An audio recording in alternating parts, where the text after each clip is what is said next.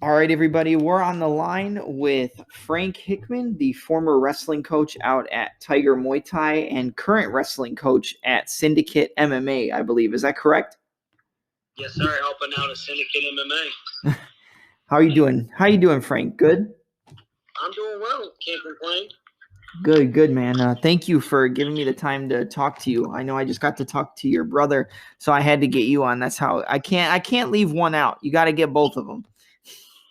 You got to get us both in. How was the chat on George? Was it pretty good? It was good. It was a long episode. I think I talked to him for a little over an hour. Wow. But I'm sure this one will be just as good. I'm just as excited for this one as I was for the last one. So I appreciate that, big fella. I felt like that was a bit forced, but we'll go with it. No, not at all. Not at all. I've been doing some research on you and your upbringing and everything. So I just kind of wanted to know, like, what is Hickman Bros Wrestling? And like, how did it come to be? Like, what is the ideology behind Hickman Bros Wrestling? Hickman Bros Wrestling was kind of established. So I moved to Thailand in May of 2017, but we kind of planted a seed in our minds, and we're thinking about this probably a year and some change before that. You know, we had both lived in Atlanta. We both went to Bloomsburg. My brother graduated, ended up going to Atlanta. He sold cars for Hendrick Automotive, and he fought. I was still in college, and then I graduated, and I moved down to Atlanta, Georgia 2 weeks after, and I immediately started selling cars at Hendrick as well. And while I was there the first 10 months, my brother left to go do the tryouts at Tiger Muay Thai. That was in 2014, and then he stayed. Okay. And then I left. I thought in my mind, well, if he's going to go do his thing, I'm going to go do my thing. So I left, and I was the assistant wrestling coach at Appalachian State for a year. And then I ended up going back to the car business for 2 more years. But during that process, I had about 3.5 weeks where I went to Thailand to visit my brother, and I really liked it. And when I was in the car business, everybody knows it's great money, but it's a lot of hours, and it's pretty teeterous on the body. And, you know, you're definitely working a lot because that's just how it is. It's a lucrative business. Mm-hmm. So it always was in the back of our mind, hey, man, this is maybe something we can do because there's no wrestling on that side of the world. And, you know, he was already established at Tiger. And what happened was I believe Roger Huerta was the coach, and my brother stayed there. Roger left. George got offered the head coaching job for MMA, and he was also running the wrestling. And he kind of put like a little bug in my ear, and he said, look, I know you got the car business. I know you got money saved. If you want to get out, you know, and you want to get back into coaching, he goes, you should, you know, if you move to Thailand, we can really get this Hickman Bros Wrestling thing going, you know, Hickman Bros Wrestling and MMA. Mm-hmm. And that's kind of how it started. And I played with the idea for about 1.5 years, literally. And, you know, I remember going home for my mom's birthday, and this was in the end of January, and I spoke with my dad, who gives great life advice, and I'm very fortunate that my parents have supported me in whatever I've done. And I said, I think I'm going to move to Thailand and, you know, coach at Tiger with George, and I'm going to do the wrestling while George does the MMA, and we'll both help each other. And he goes, well, if that's what you want to do, you know, do it. The car business will always be there. Mm-hmm. So that kind of got the ball rolling. And then put my car on Craigslist. I sold my car. My roommate, my lease was getting ready to end on the house I was renting. My best friend who lived with me moved back home. My other 2 roommates, they dated each other. They ended up getting their own place. And it was kind of like really good timing. And I knew if it wasn't then, it wasn't going to be any time. So, you know, I gave my work a 3.5 week heads up that I was leaving. I told them I'd finish the month of March for them. And then did some traveling in April, saw some college buddies, saw some family in Florida. And then after that, May 5th, I arrived in Thailand, and I haven't really looked back since. That's kind of how it came. That's how it came about. It just started of, we would FaceTime quite a bit, my brother and I, and, with the time difference and stuff, it was a bit difficult. Mm-hmm. I've got the Tiger. I was always fortunate for Tiger. Nothing but good things to say about him. I worked the first probably 6 months for free, which I didn't mind because I knew I had to prove my value. And then that's when we kind of got everything, rocking and rolling. And when I got there, it was probably 40 to 45 people in the classes as far as like the pro class in high season, which is great form. And then, before pre-COVID, we would have the wrestling class, the sparring class, damn near 75, 80 people. So, we definitely put some time into it, but there was a lot of people involved that helped. We had great jiu-jitsu coaches, Alex Tariq, Emilo. We had a phenomenal kickboxing coach, Rafael Ataman, who fights this weekend. Who's a great friend. We had Connie boxing, and we had Pikey boxing, John Boy, who's done a tremendous job, who's now the head boxing coach there. And then, we had a lot of moving parts. We had a lot of people that kind of helped, get it to where it was. So we were fortunate, we had a lot of help and a lot of support. And that's kind of how it came to be. It just started with an idea, and we just ran with it, I guess you could say. Right. So I know that George lives out in Thailand. Are you living in Vegas, or do you just go out there for the training camps? I would venture to say you live in Vegas, right? Because you're working with Syndicate? No, I live in Thailand. Okay. So I've been living in Thailand since I moved over there just over 4 years, about 4.5 years. Okay. I'm just in Vegas right now because I'm stuck, but not in a bad way. I came over for the fights at the beginning of April when Israel fought Blachowicz. Okay. Peter Yan fought Sterling. The next week was off, and then Brad was supposed to fight Gillespie. That fell through, and then Volk was supposed to fight Ortega. That fell through because of COVID. Right. And then I went home for about 10 days, and while I was home, I was going to go back to Thailand, and Volk rang me and asked me if I wanted to be one of his coaches on the show with him for the Ultimate Fighter. So, of course, I said yes. Did that for 5.5, 6 weeks. Stayed another 2.5 weeks in Vegas and trained Jenna Fabian, who's fighting in 2 weeks in PFL. Okay. And Selby, who's another one of the coaches from CKB in Auckland. And then got the call from Eugene and flew into Glendale to help Brad and Israel finish up their camp and stayed there for 12 days. Went home for 2 weeks and then came back. And I'm back helping. My roommate Sasha fights on August 21st. Jiyeon Kim fights on September 4th. So does Khalil. Volkanovski fights at the end of September.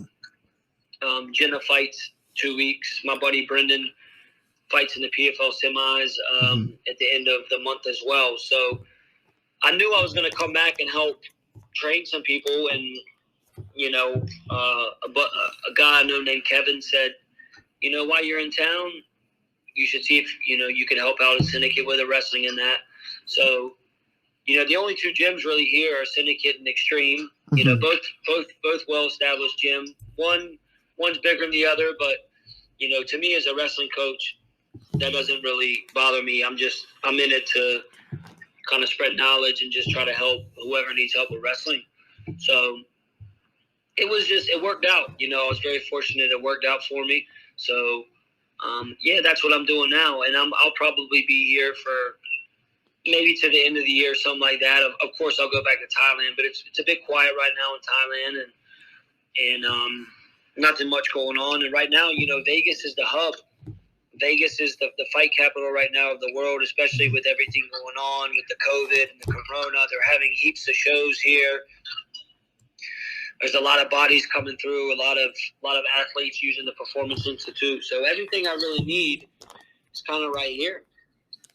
Yeah, I think that's actually pretty crazy, like how everything worked out. You went to work on a few camps, and then you're going to be there till the end of the year. You're working with Syndicate, and just how everything kind of worked out. Are you almost grateful for how everything has kind of unfolded over the past 6 to 12 months?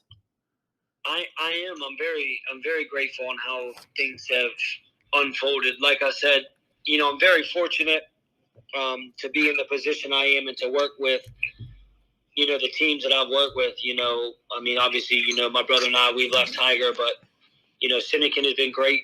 They've been, very helpful and very supportive of what I've done, and they've let me do my thing when it comes to teaching and coaching of the wrestling. And, and then, of course, City Kickboxing out of Auckland, New Zealand, and Freestyle out of Wollongong, Australia, Volk and the boys. I've been fortunate to work with teams like that who kind of have my back and they support what I do.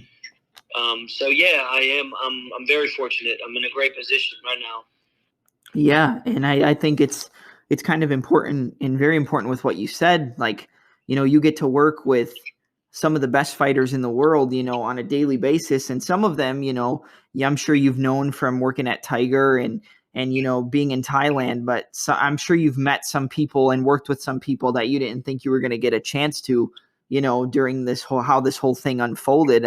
Is there anybody that you maybe hadn't worked with before, you getting stuck in Vegas and everything, that you've gotten the chance to work with now that like you've really become a fan of and just enjoyed coaching them?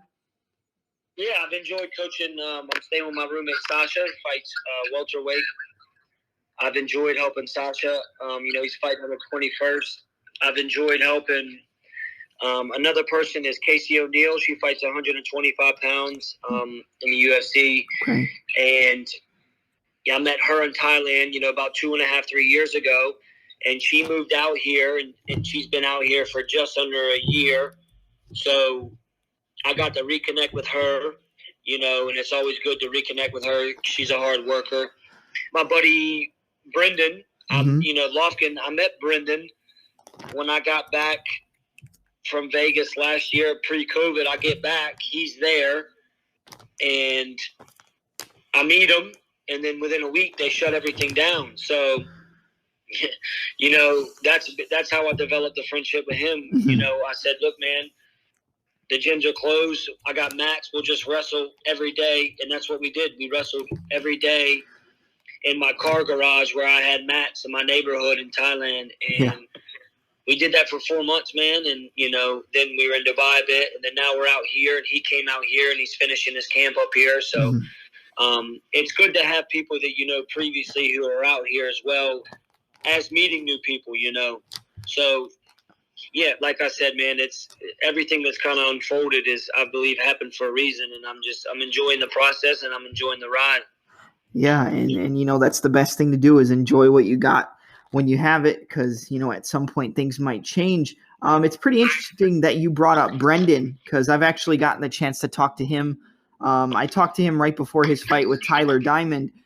He has a fight coming up against an undefeated fighter. I believe you pronounce his name Movlid Kabulayev, 17-0. You've talked a little bit about what it's been like working with Brendan, whether it's at Syndicate or, working in Thailand. What do you think of Brendan as a fighter and his upcoming fight, and just like his overall skill set as a mixed martial artist? I think Brendan is one of the most underrated and undervalued fighters in the business, whether you look at UFC, Bellator, PFL, it doesn't matter. I think, I believe he's like 23-3 right now. He's the number 1 seed. He's probably got, I believe, a couple fights off his record that he's won that's not even on there. And I think his skill set's tremendous. Being from England and the UK, they say, well, they can't really wrestle. Well, he can wrestle. He can scramble. He can wrestle. He has really good fight IQ, and his striking is I rate his striking pretty damn high. You know, I've seen him spar high level guys and put it on them. And I'm not just saying that because he's my buddy, but like, you know, I've seen it firsthand. I've seen it in Thailand and I've seen it out here. He's fighting a tremendous opponent. You know, the Dagestani guy is very good. I know him as well. He's a nice guy. You know, it's going to be a great fight, but I think Brendan just gets better with time. You know, he just keeps adding stuff to his repertoire, to his arsenal, and you know, he's really put in a great camp. He's left no stone unturned. He works his ass off day in and day out. You know, I left the gym earlier and he was just getting there, as far as he had to go home, shower, come back, and he was finishing up another session. You know, he really puts the time in, and obviously it's paying off for him. So, you know, I wish nothing but the best for Brendan. It's going to be a hard fight. They all are hard fights. There's nothing easy. But, you know, to get to the point of where he's at, he's had to fight some tough individuals. And, you know, he's kind of had a bad run. Mm-hmm. You know, everybody knows about the Contender Series and how he didn't get picked for that. And, you know, a lot of people kind of wrote him off. Well, then he went on a seven fight win streak, and he got 3-4 performance bonuses out of that. And he was starching people. And, yeah, I think, you know, I'm very excited for his fight. But nothing but good things to say about Brendan. He's a good friend, but he's also a great training partner, and he works his ass off. Yeah, I can't wait to see his next fight. And, you know, he's one of my favorite fighters to watch. I mean, and it's kind of interesting that you brought up the Contender Series thing. Do you think it's – I don't want to say beneficial for him what happened on the Contender Series, but, like, do you think that this whole PFL tournament and him, you know, being in the PFL is kind of like just kind of showing people like, hey, you know, they were talking shit about me before, but now I'm here and look at what I'm putting on these guys. Like, nobody can handle what I'm doing. I do. I think it's great. I think, you know, he put him, you know, when that decision happened, he could have kind of like, you know, shied away from it and just, you know, posted about whatever about the UFC and kind of talk shit. But, you know, I think he just bit down on his mouthpiece. He knew what he needed to do, and he got to work. And I think he's got a chip on his shoulder, and doing what he's done and, you know, beating the people he has, you know, in the fashion that he has.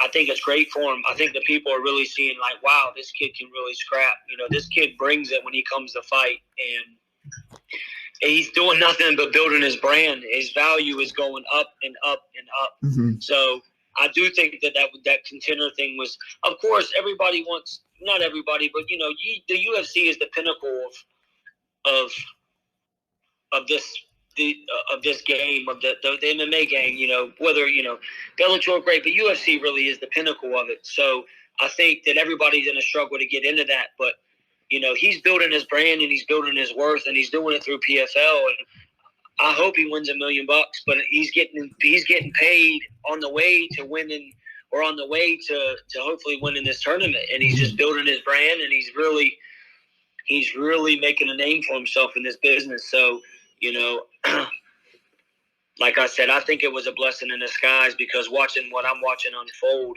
people really are starting to see this kid light people up, and it's, you know, it's I'm blessed to be part of his journey and just watching it firsthand.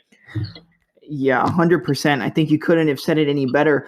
Do you feel like, obviously UFC is not an organization he's even thinking about right now because he's in the PFL and he's got this tournament to think about and obviously to win that $1 million. But do you think that it's inevitable that we see him make his way back to the UFC at some point? You know, I think that's Brendan's call. I think that's something that they'll discuss. I mean, I've never really talked to him directly about that. I think there's a lot of people he wants to prove wrong.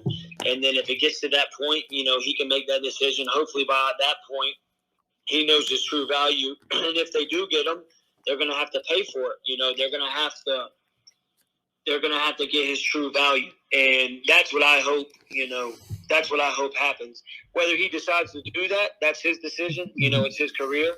whether he stays with PFL or goes, Bellator or goes back in the UFC. But, wherever he decides, I know he'll be one of the best featherweights in whatever promotion he goes in, and I truly hope that, they do see his true value and they pay him his worth, because I think he brings a lot to the table, especially in the region where he's from.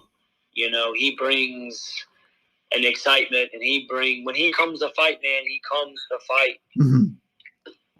Yeah. I'm really excited to see what's next for him. And I know he's got this fight coming up. I believe it was supposed to be on the 13th, but it got moved. Did it get moved a couple of weeks back?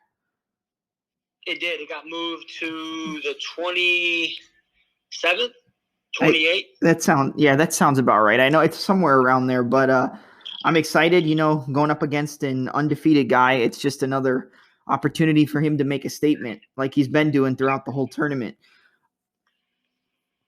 It's a great Go ahead. You're good. No, I said it's a great opportunity for him. Both two tough fighters, obviously one, in the area of the region of the Caucasus where he comes from in Dagestan, they have tremendous grappling, tremendous wrestling.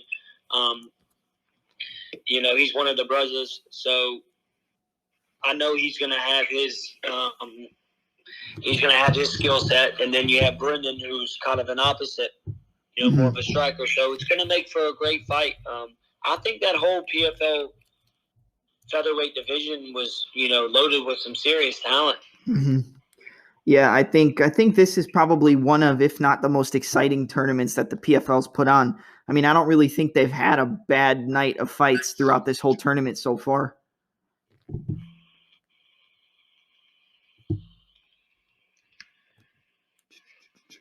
Interesting fight, the Tyler Diamond was a hard scrap. Shaman Morales is a very good fighter as well, so his first round was a hard fight. They did Bubba versus Lance first round. Mm-hmm. Chris Wade is a tremendous fighter. I mean, they have some, and that's really in all the weight classes. Mm-hmm. Girls division, guys division, they really loaded it. And that whole idea of you got to score the points to get into the true tournament is the setup they have is very interesting. Yeah, it's something we've never really seen, and it gives the fighters incentive to you have to perform. You're not just here to win a decision. Like, of course you can win a decision, but you want to put your name out there. So the quicker you win the fight, the more points you get. Absolutely. I think the way they set it up was great, because it makes you really have to go and really do a lot of action in order to make it to the next round. Yeah, exactly. We couldn't have said it. You couldn't have said it any better. Card. All right. Well, I want to ask you. You obviously, before we got cut off a little bit, you had mentioned that the fight you're the most excited for is the Rafael Fiziev and Bobby Green fight. Obviously, you've worked with Rafael out at Tiger Muay Thai. He's the striking coach out at Tiger Muay Thai. You have a long history with him. Just talk a little bit about Rafael Fiziev and what you think about this fight with Bobby Green and just him overall as a competitor and a striker. I think Rafael, as a competitor and as a striker, is one of the best I've ever seen. I think that not only his angles, but I think his IQ and the combinations he can put together in the moment, regardless of the range, is incredible.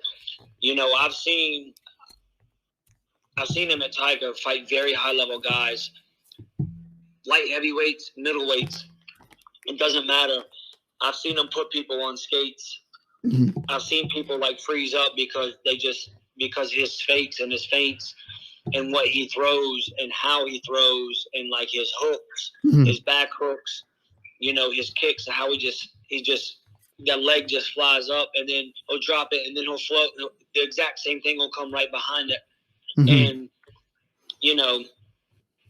when he's in there and he's relaxed and he's moving, there's not a lot of people in that division because that's a very stacked division. There's a lot of good guys. There's a lot of good strikers, you know, Brad Riddell, Dan Hooker, you know, that list can go on and on. But the guys that I've like worked with and I've seen firsthand, they're all great strikers. But, and I think there's just not a lot of people in that division, let alone the UFC, that can really match kind of like how he goes about and the excitement he brings. Because when he fights, man, I'm glued.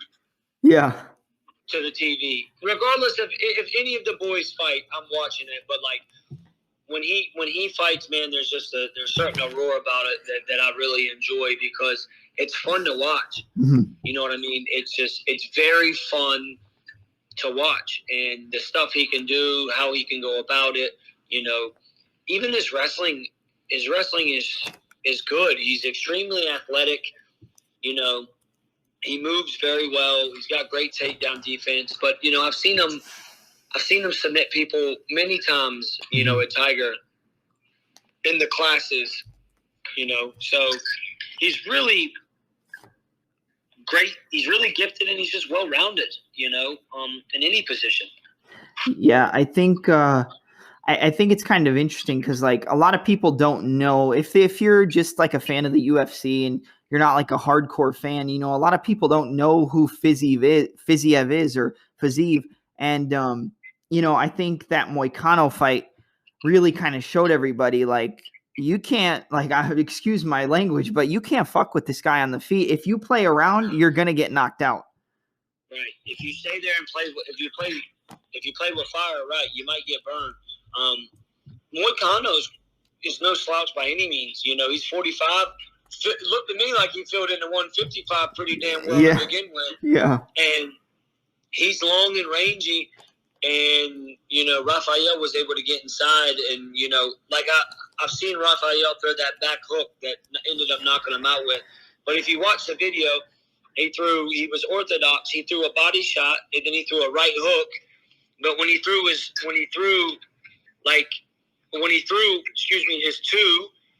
he threw it and he kind of pushed him to create space, and he went into southpaw. Yeah. And then he threw that left hand, but he threw it like a back hook, and that, you know, it was pretty high level stuff to watch, you know, and it has happened all within about a second and a half to 2 seconds, like boom, boom, boom, and that was it. And, so yeah, you know, again, I'm very excited for that. You know, like I said, anytime any of the boys fight, I get excited. You know, that I've been around, I really do get excited. But this is someone who, you know, I've seen him.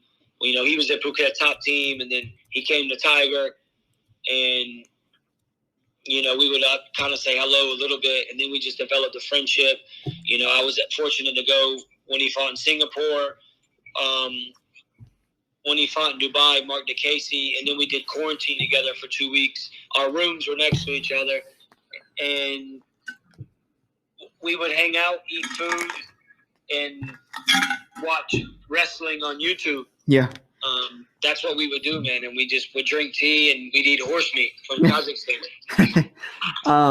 Yeah, you know, like you mentioned Brad Riddell, and, you know, he's one of my favorite guys to watch. Just, I mean, his striking is insane. Same with Fiziev. And the one fight I've been saying I've wanted to see for like the last few months is Fiziev and Riddell. Now, I don't know if it would ever happen because I don't want to see that. Well, yeah, obviously, because you've seen them train together. So I don't know if it would ever happen, but I don't know. Like, If that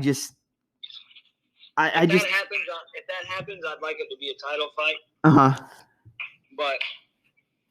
And Brad Riddell is another great friend, and he's another guy who his striking is something serious to watch. His striking is very dialed in, very calculated, very,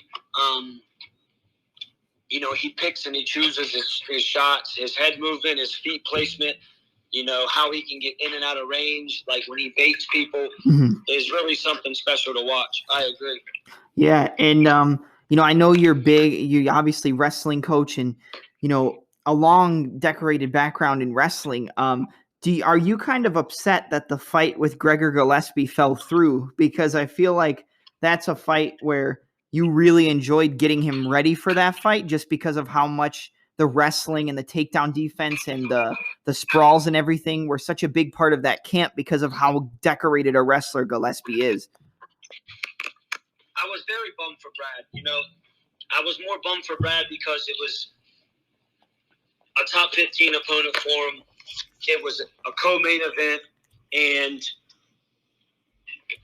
the most thing I was bummed about was it was something that was really out of his control. The things happened with the COVID, and it necessarily wasn't his fault, and just kind of the way it went about, and it getting canceled the morning of. Mm-hmm.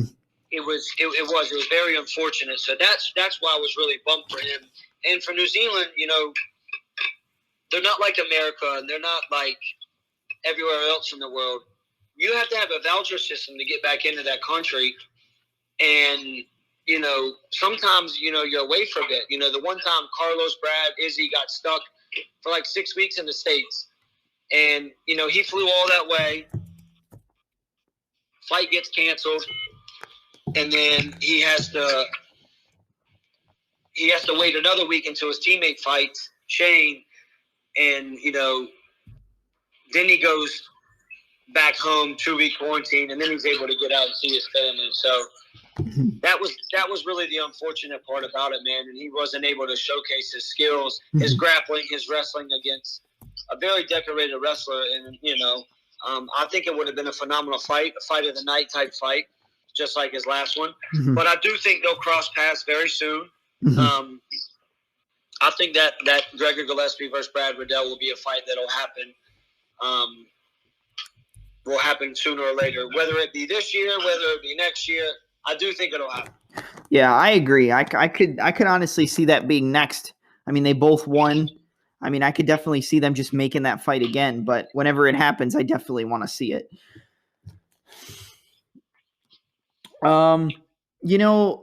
Let's talk a little bit about your experience being a coach on The Ultimate Fighter. I'd venture to say I think this is your first time being able to be an assistant coach on The Ultimate Fighter, right? Yes, sir. Just walk me through a little bit, what did you think about working in The Ultimate Fighter house and getting to work with Team Volkanovski? And, if anyone in particular stood out to you on your team, who impressed you the most, would you say, in your time as the assistant coach? Who impressed me the most? We had a lot of talented guys. The first 4 fights obviously didn't go our way, as everybody saw. But we were able to build off of that. And even those first 4 fights we lost, I'd like to see those guys get a rematch because I think the outcome would be much different. Mm-hmm. And I don't want to say one impressed me more than others. There were some guys who, Brian Battle, he's another North Carolina boy. He just beat Andre Petrosky, a former college teammate of mine, this past episode. Brian was, as I said, the last pick, but he was just so coachable, and he listened, and he just picked up things extremely fast, and he stuck to the game plan. And as a coach, when somebody's coachable like that, you really appreciate that. And that's what Brian Battle was. He had great cardio. If he got taken down 5 times, he got up 6. Mm-hmm. He was somebody that really impressed me. Rich, I hope I say his last name right, Raposo, mm-hmm. a.k.a. Boston Mitch, mm-hmm. was another guy who necessarily wasn't a bantamweight. He's a flyweight. He's a true flyweight, but he was a bantamweight for the show. He's somebody who I think could go far in the UFC at the right weight class if he keeps working, because he picked up things very fast. He's very athletic, and he cuts really good angles, and he understands,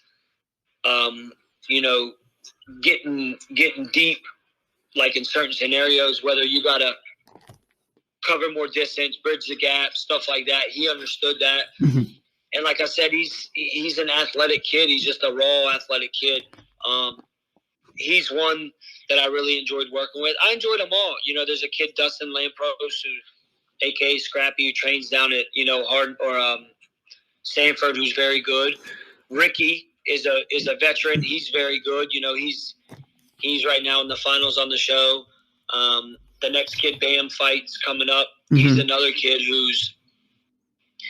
who had to really had a tough fight. He fought a kid from his hometown who was the man, who fought for the belt in M1 Global. Mm-hmm. Who beat a lot of good guys. He's beaten a guy or two that was in the UFC. He had a big resume, and he had a lot of pressure. And he went out there, and Brady put on a great performance. So I don't like singling anybody out. They're all good. I think they keep working. They have a lot of potential. The show was phenomenal. It was a great experience. It was, it was the best 5.5, 6 weeks. It was awesome. The coaching staff, even the guys on the other team, Team Ortega, they were nice guys. They wanted to win just like we did. So when you look at it that way, you could kind of understand things. But I enjoyed it. I enjoyed working with the guys. Ryder's a great kid. Aaron from Alaska is a great kid. They all brought something different to the table. So, it was good. You had Gil, who was the third brother. He had a great story. Mm-hmm. Yeah, I haven't been able to watch all the episodes. I did get to see the Tercios fight from last 2 weeks ago, and then I watched the first fight with Lampros and Murdoch, but I definitely got to catch up on it because from some of the guys that I know who've watched the show, they said it's one of the best seasons that TUF has had. I appreciate that. We try to make it good for the people. You know what I mean? Yeah. Give the people what they want. That's what you got to do, man. Give the people what they want. Obviously, let's talk a little bit about Volkanovski. Alexander Volkanovski, the UFC featherweight champion, coming off back-to-back wins over Max Holloway, and he's got this big fight lined up with top contender Brian Ortega. I've always been a huge fan of Volkanovski, and I'm not just saying that because you've worked with him. He's just always been one of the guys. I think he's one of the smartest tacticians in mixed martial arts. Like I've seen some guys who are good technically, but I don't know if I've seen anybody who's as smart in terms of fight IQ as Volkanovski is. So what do you think of this upcoming matchup with Ortega? And what do you think of Volkanovski and just what you've seen and how from working with him throughout his career? I think this upcoming fight with Ortega will be a good one. Anytime you fight it at this level, especially for a belt, it's two good guys. They're both obviously at the top of their division for a reason. So it's going to be an interesting fight. It'll be great to watch. I think we all know how good Ortega is as far as grappling and jiu-jitsu and stuff like that. But as far as his IQ and, again, this is my opinion, as far as his IQ compared to Volk's and what he can do on his feet and how he can mix things up, I do think Volk is ahead of him, and I think Volk's a bit ahead of his time when it comes to stuff like that. Mm-hmm. I think he's a great wrestler. I think he's a phenomenal striker. I think, his vision, his IQ, his instincts separate him a bit, from Ortega. Not taking anything away from Ortega, but that's just my opinion. That's what I think. I think, since I've worked with him, his just being able to wrestle with him and progress over the years, and then watching him progress striking wise, and like I said, how he mixes it up. It's there's a reason why he's at the top. There's a reason why he's the champ. And I'm just looking forward to him, man. Knock on wood. I hope all goes well. I hope they're both at 100% when they fight. So it'll be a great fight for the fans. Yeah, I cannot wait for it. I was really kind of pissed off when the fight fell out the first time, but that's out of everybody's control. It is what it is. But I'm really excited that they got it rebooked and that it's just about a month away before we get to see it go down. Yeah, it comes up on the September 25th in Vegas, T-Mobile Arena. That'll be an exciting fight. Yeah, I can't wait for it. I'm really, really excited to see it go down. I know obviously we've talked about wrestling and everything. Who do you feel is the most I guess you could say, effective/efficient wrestler that you've ever worked with? It could be somebody you've trained. It could be somebody you've gotten to wrestle yourself, like just, in general. Who do you think is one of the most effective wrestlers you've ever had the chance to work with? Are you talking about like in MMA or just wrestling in general? You could give me one of each, but yeah, you could give me one of each if you have multiple in mind. Probably in general, David Taylor or Kyle Dake. Mm-hmm. Kyle Dake's going to wrestle for third in the Olympics. David Taylor just won less than 12 hours ago. He won an Olympic title, his first Olympic title. As far as raw wrestling, those two. Wrestling for MMA,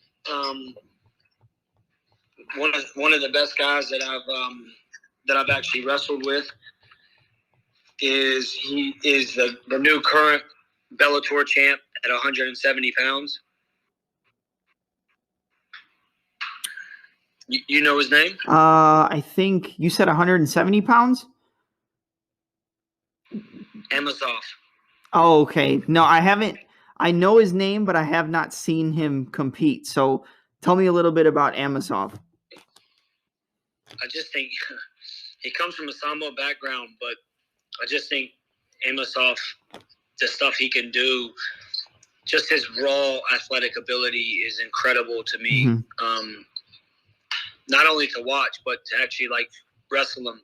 The stuff he can do, how he can, you feel like you're getting behind him, and then before you know it, your feet are directly over your head, and you're going to your back, and his scrambling abilities, his mat awareness, for MMA is what I'm talking about.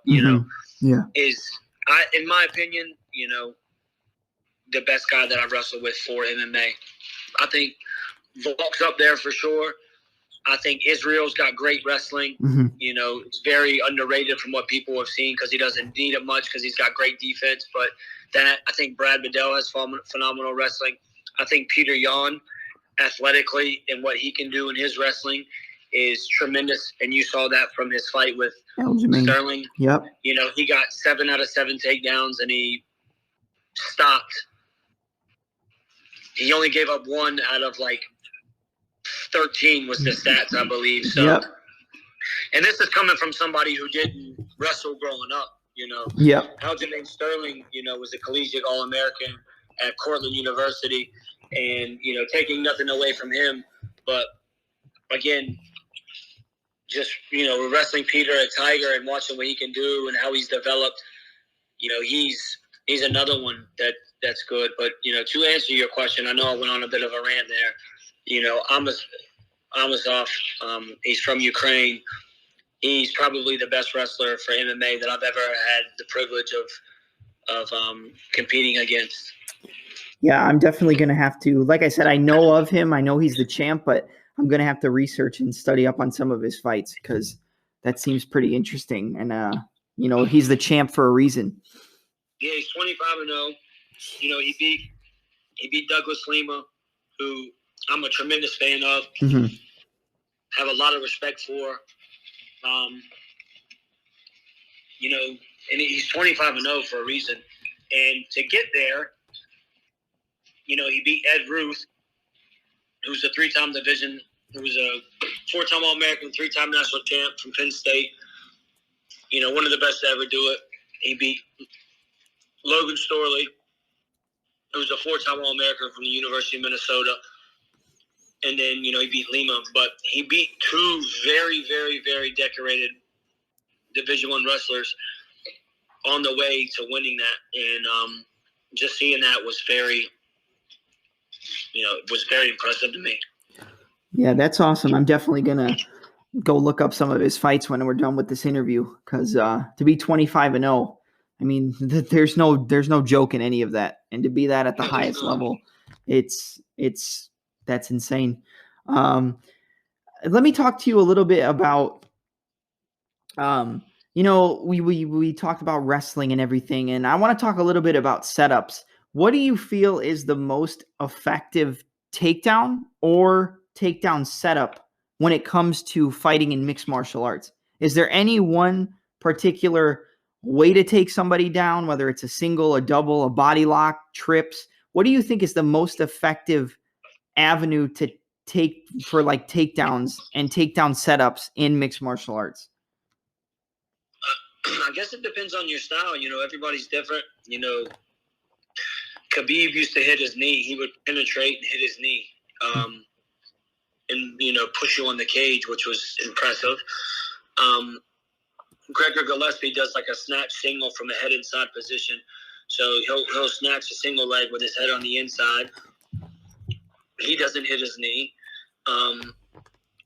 Some people mix up and get to a head outside single. Some people go to a single leg and then switch right to a body lock. Some people put you on the cage and try to lift you.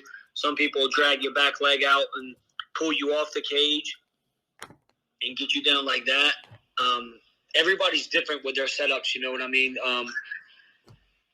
Whether it's, some people will walk forward, they'll let you shoot on them, then they'll put you in a front headlock, and they'll make you work, and then they'll get behind you that way, or they'll take you down from a defensive position, So everybody has their own type of setups, There's no, to answer your question, there's really no best way, in my opinion, is how you mix it up and how you go about doing it all. Look at Zabit. Zabit does that thing where he kind of like shuffles off his back foot and like trips you, like, throws that lead hand, hits you in the chest like as a clothesline, and trips you over his foot. Everybody has their own creative ways of doing things and how they go about it. It's really just what works best for you. Yeah, I think that's interesting. And yeah, we've seen a lot of, since Khabib has, obviously done what he's done, probably one of the most effective, probably the most dominant wrestler in mixed martial arts. I mean, retired undefeated. And once he got a hold of you, I mean, it was pretty much over. But, it's interesting what you said about the Zabit takedown, because I'm pretty sure, didn't Peter Yan do that same takedown to Aljamain? A couple times, I believe. Yes, sir. Yeah. And that really surprised me, honestly, the whole like wrestling dominance that Jan showed over Aljamain, because like I thought he was going to win the fight. I thought he just wasn't going to get taken down and then just outstrike him. But not only did he outstrike him, he out-wrestled him, and he pretty much made it look easy. I mean, to be honest, I'm a huge Peter Yan fan. But like when I saw him stopping takedowns and getting his own takedowns, it really didn't surprise me too much, because I know what Peter Yan's capable of.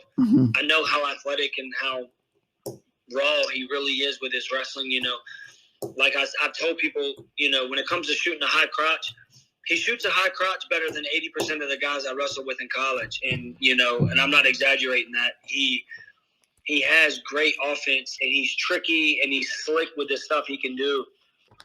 And you show him one thing, you maybe have to show him twice, and after that, you don't have to show him again, because he puts that in his bank. He puts it in his memory bank, and he knows how to do it.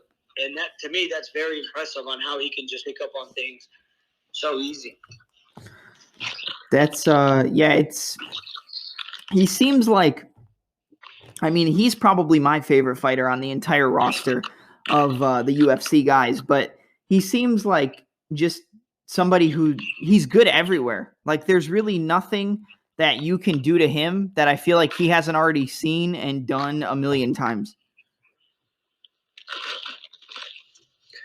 I agree. I think, where he comes from, he does heaps and heaps and heaps of wrestling. So he's seen a lot of different styles of wrestling. Before his one camp, he was out in Chechnya. He was in Grozny for 2.5 weeks. He was in Dagestan. He was wrestling. So, he wrestles with the best guys in the world. The best guys in the world live over in that area. I will, obviously, anything coming out of Dagestan, pretty much if you're from Dagestan or Russia or anything like that, you're going to be a good wrestler. I mean, that's kind of just in their blood when they compete. Like if you come out of Dagestan, you have a good wrestling foundation. They come from like a wrestling sambo type background. Yeah, it's like it's in their blood. It's kind of ingrained in them. They do it from a very young age. It's crazy because, like, I mean, like you said, like Jan, he didn't wrestle in school, he didn't wrestle in college, he didn't have a wrestling background, but you know, he just kind of dominated somebody who had a decorated background in wrestling, and it just goes to show, like, you know, even if you don't know these guys before they get to the UFC, you know, they're putting in more work than half the guys out here. Yes, sir. All right, so I mean, we've talked about Jan, we've talked about Fiziev, we've talked about Riddell, we've talked about Volkanovski, we've talked about a lot of guys that you've worked with who are currently competing at the highest level. You know, give me some more of your thoughts on the Jan and Sterling matchup coming up on the 30th. I know we just talked about it a little bit off the recording, but just give me a brief like rundown of what you think is going to go down in this rematch.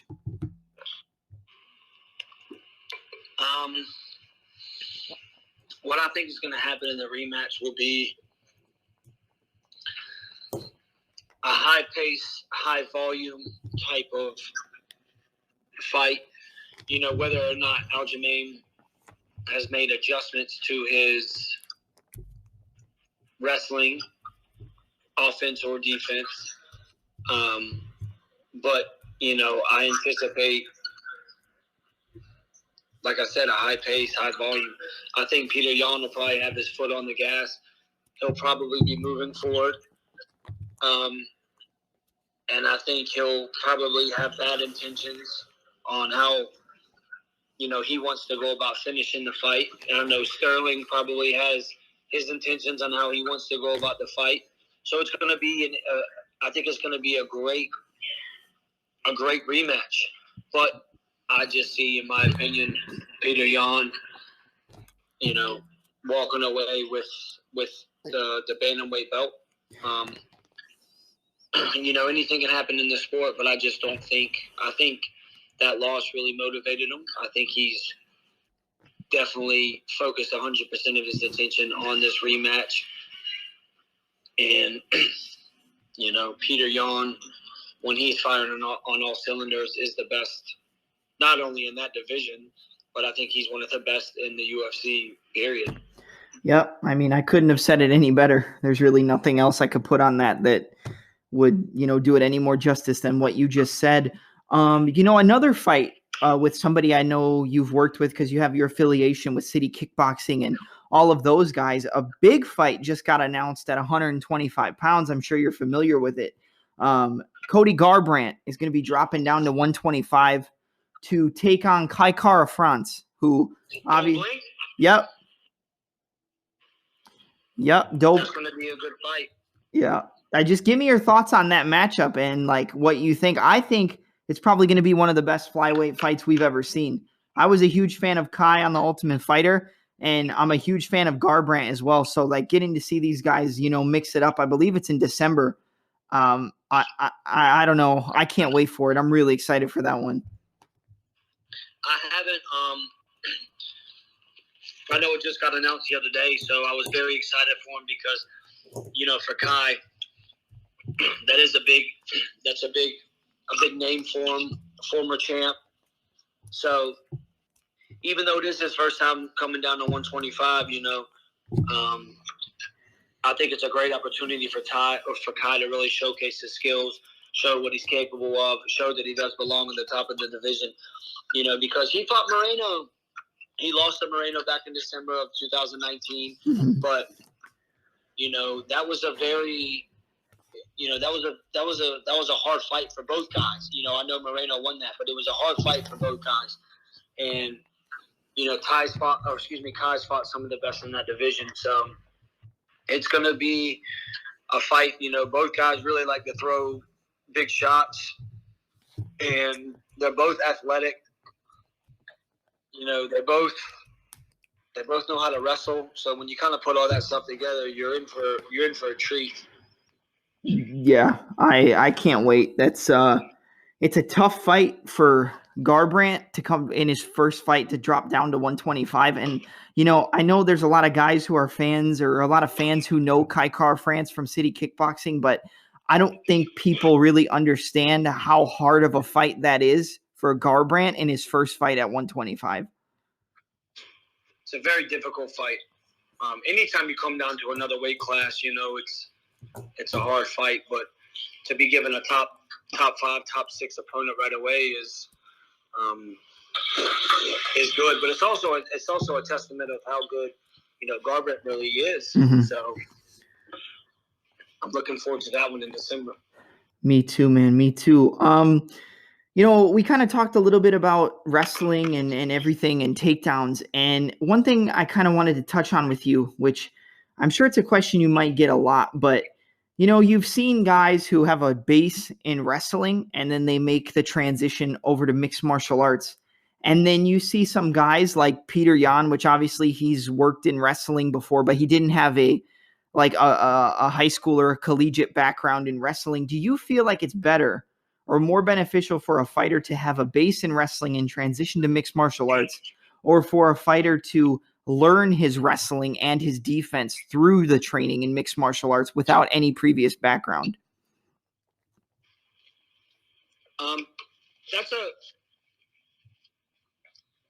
That's a tough decision. I think in America, Russian, that you obviously learn a base of wrestling. In New Zealand, Australia, you come of more of a striking base, so one kind of goes with the other. Me, being that I come from wrestling, I would much rather have a wrestling background as like my base, and then learning, the striking and that. But, look at an example of Volk, and look at the guys that, City Kickboxing, they come from tremendous striking background, but their wrestling development over the years has been tremendous, and it's been on point with everything they've done. And, Andre Paulette, the Romanian, does a great job, phenomenal job of wrestling over there. And, their defense has gotten better, but not only now defense, but if you saw Brad's last fight, he was also hitting takedowns. So His offense has come a long way as well. Yeah, I think it's interesting because MMA and like setups, and I feel like the sport is so much more based on a technical standpoint than it was before. I mean, it always was about being a technician, or being good in the technique that you throw and being comfortable with it. But in recent years, like, just the technical level of fights has gone up so much. And I think a perfect example of that is obviously the guys you work with, and then with the fight that just happened a couple of weeks ago between Sandhagen and Dillashaw. Like, that's probably one of the most high-level fights that's ever taken place in mixed martial arts. Very, very, very good fight. Tremendous fight. Who do you think won? You don't have to tell me, but who do you think won? Well, you just asked me who I thought won. I thought Sandhagen did more damage. I think Sandhagen did more damage. I think he landed more shots. I think even the statistics said he landed more shots. So a bit confusing on how it went about that way. Regardless, I do think it was a split decision. So a split decision can go either way. Obviously out of the 3 judges, 2 think for one, and one guy thought somebody else won. So whenever you're dealing with a split, it can go either way. But I thought Sandhagen did a great job of controlling the distance and used his lankiness really well. He gave up some takedowns, but if you watch, as soon as Dillashaw took his back, he wasn't fighting his hands. He kind of just laid his hands out, let him take his back, and then he got out of it. But again, that was such a close fight. If you rewatch it again, you'll see the same thing. And you could go back and forth on who you thought won that fight, but that fight was more for the fans. It was everything and then some of what we really thought was going to happen. Yeah, it's definitely, I think it's fight of the year so far. I definitely think it's one of the most technical fights we've ever seen, and I don't see how any fan could dislike that fight. Hard fight to dislike. Really, I mean, it was action packed from the get go. Yeah. There was never a dull moment in that fight. I mean, even with the wrestling, it started off with Sandhagen freaking throwing a flying knee and catching TJ in an inverted triangle. Like, I don't think you'll get that in the beginning of a fight anywhere else. And then from there, it just kept escalating and just kept kicking off. Yeah, I tend to agree with you. I thought Sandhagen won the fight 3-2, but again, it was so close. Like, I wasn't mad either way the decision was going to go. I'll tell you who wasn't happy about that decision, my parlay. Yeah, one of my friends was running a parlay, and I think I'm trying to remember the other people on the card, but I had Maverick, I had Sandhagen, and I had one other person on the card who I can't think of their name. What were some other fights on the card that night? That was like Kyler Phillips, right? There was so I told him to do like Phillips, Miranda Maverick, and Sandhagen. And I was like, dude, trust me, that should have been right. Yeah, that was that night was several people have said that. You know, my roommate and I watched that. We watched all the fights, and it was we thought the officiating was a bit dodgy on those, but you know, you can't really leave it in the judges' hands. You know, I think those guys do have a hard job when it comes to judging fights. Mm-hmm. I think they need to address how they go about judging the fights and fixing the criteria, stuff like that. But nonetheless, when you have fights like that and they're all split, you know, obviously they're great fights to begin with. Yeah, that Kyler Phillips, Howley and Paiva fight, I honestly can't believe that Paiva was able to come back the way that he did after the way that first round went. Because, I mean, that was a 10-8 if I've ever seen one. I mean, he dropped him multiple times. He hurt him, and then obviously the fight got closer the longer it went. But it was kind of crazy to see Paiva come back the way that he did. He's a very tough kid. Even coming up a weight class, you know, from flyweight to that bantamweight is his first time was a great match, great fight. Yeah, all the fights that night were great. Even if I don't agree with some of the decisions, you know, like you said, there wasn't a bad fight on that card. Everything was great. I got one final question for you, and it kind of goes off of your catchphrase. Your catchphrase is "Take the long way home, shortcuts rip apart dreams." What does that mean to you, and why is it so important to live by that moniker? Well, I think in life in general, but especially in the sport of MMA, there's so many different arts that like go into MMA. You know, it's boxing, it's wrestling, it's jiu-jitsu, it's kickboxing. It's sometimes you got judo. You know, there's so many different arts that go into, you know, MMA that, you know, there's S&C, there's recovery, there's watching film, you know, there's nutrition. When you get into talking about nutrition and stuff, that's a whole different ballgame. So all that stuff plays a role in everything, and you know, film study. So when you have all that stuff, you know, you gotta be able to cover all the bases. It's not just boxing. It's not just wrestling. It's not just jiu-jitsu. You have to do all that stuff. And when you line it all up, you know, you really got to take advantage of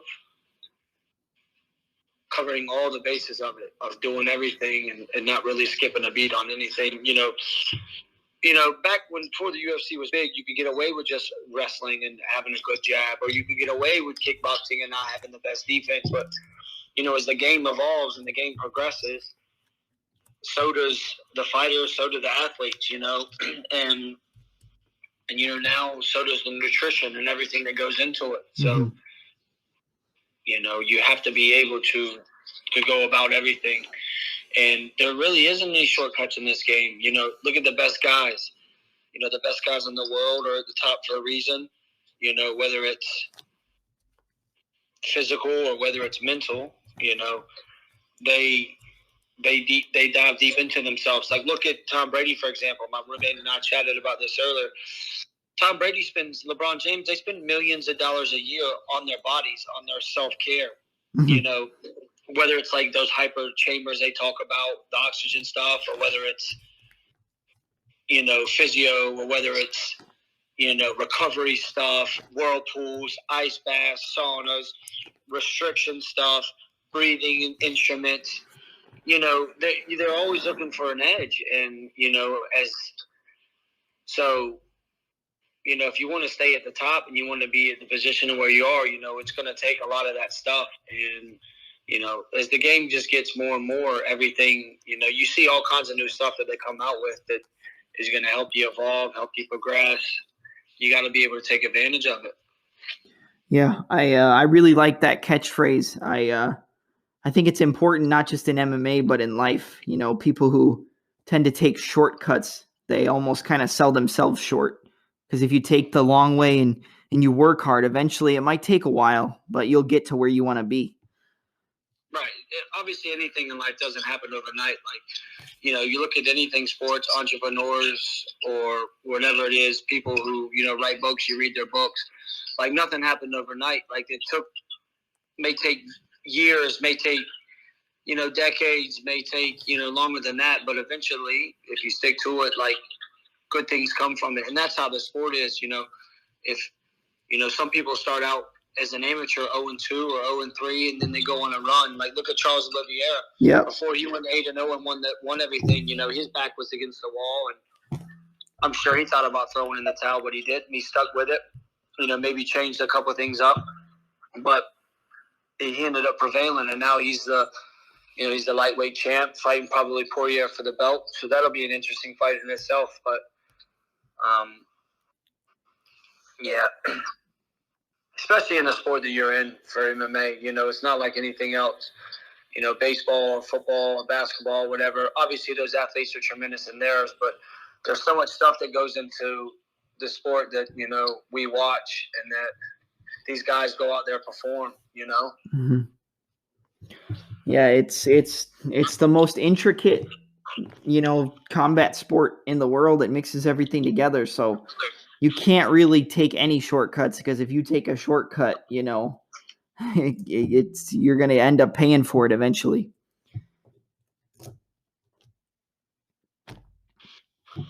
Did you get one of the T-shirts? Are you talking to me? Yeah, the Hickman Bros T-shirts. Yes, sir, off the Engage website. I did not. I just found out about your like the partnership because I was doing some research, but I do have some stuff from Engage, so I will definitely pick up one of those shirts. One of the best brands in the game, brother. Yeah, I have a pair of their shorts, and then I'm pretty sure I got there's a Volkanovski t-shirt that they made, and then a Riddell t-shirt. I got both of them. The Quake. Yeah. Well, I mean, you kind of covered everything I wanted to ask you, and I just wanted to say, like, I really appreciate you coming on this podcast for this interview and giving me the time to talk to you about your career and the guys that you've worked with.